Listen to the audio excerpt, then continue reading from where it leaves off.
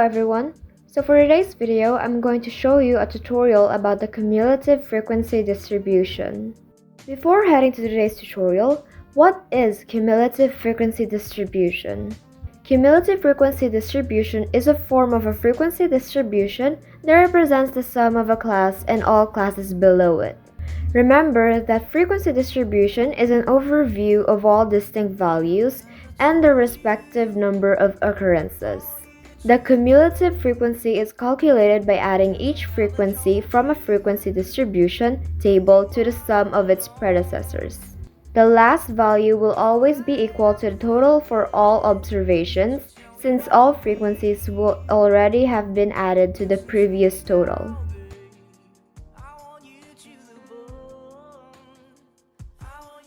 So what you see here is a table that I created with the given example that was given by yours truly.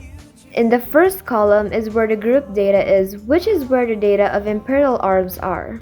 If you don't know what an imperial arm is, then I'll give you a quick summary about it. The imperial arms are mysterious and extremely powerful relics that exist in the village.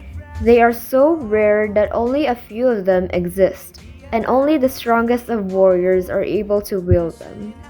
On the second column is where the frequencies are, or the owners who obviously own an imperial arm. And lastly, the cumulative frequency.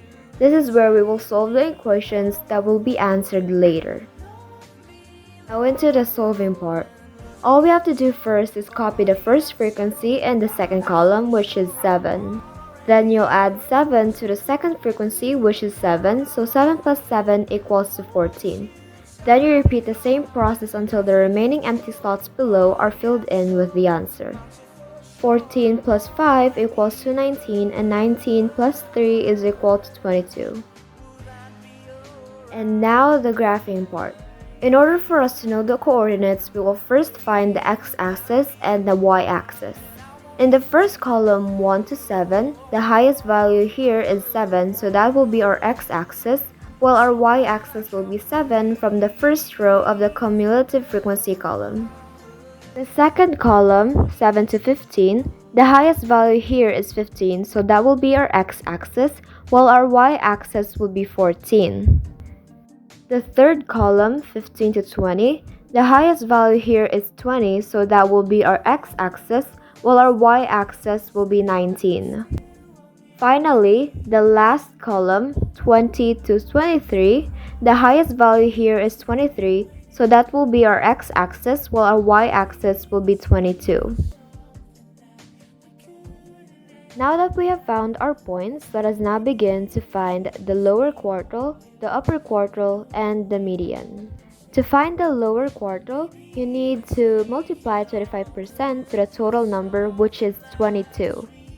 To find the upper quartile, you need to multiply 75% to the total number, which is 22. And to find the median, you need to multiply 50% to the total number, which is 22. So 0.25 times 22 equals to 5.5. 0.75 times 22 equals to 16.5, and 0.50 times 22 equals to 11.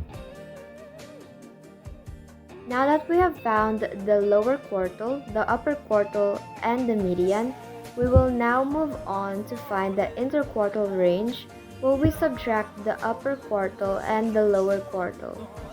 So 16.5 minus 5.5 is equal to 11. And that's it about the cumulative frequency distribution and how to solve it. I hope you learned something from this video, and bye!